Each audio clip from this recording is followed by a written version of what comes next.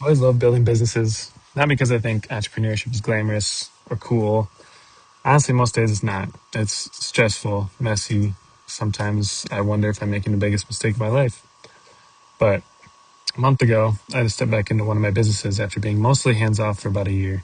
Forced me to ask a question I've been avoiding. Is this business even worth saving? If we haven't met, my name is Graham. I own and operate several small businesses in Northwest Iowa. And I'm not making this channel because I've got everything figured out. I'm making it because I haven't. Most business videos and content you see, it seems like people have figured it out and then they're sharing the stories after the fact. The motivation with this is to try and share it along the way, give a younger me something that would have wanted to watch this. I don't know if you've ever seen the show The Profit or anything like that, where it shows the inside of the business and the inner workings rather than the finished product. I really enjoy that show. I wish there's more like it. So that is a little bit of motivation for me, I guess, just to give a younger me something that they would have wanted to watch. So the business I'm talking about today is a junk removal company. But a year ago, I stepped away from the day-to-day because I thought we had built something with enough systems to run without me. My partner and I, we both had other things going on. So the junk removal company kind of fell to the bottom of the totem pole.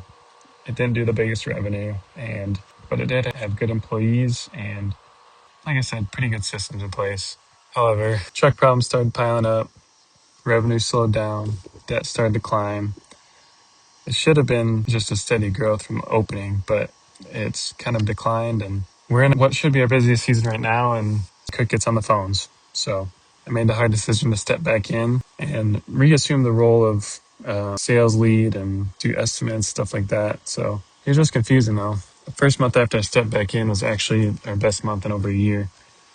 So now I don't know if the business is broken or if it just needed more attention from an owner specifically. I think people assume owning businesses means you always know the answer.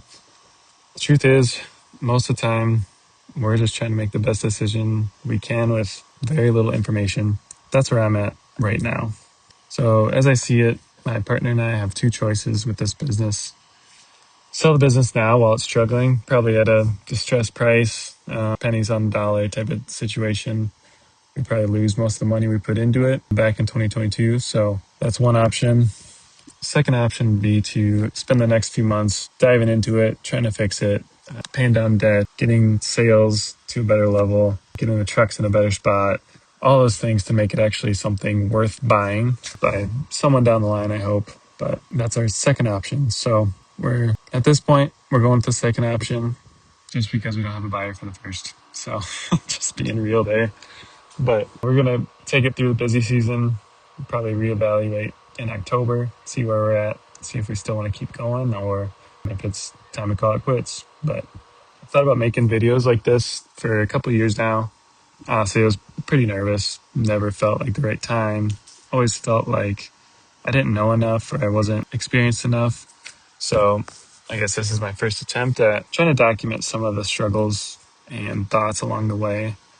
I always thought that I needed to wait till I made it, like the business content you see out there now. And the more I thought about it, the more I realized that's not really that interesting. The interesting part is the uncertainty, the decisions, the mistakes, the thought process, all the stuff that goes into the final result that most people never get to see.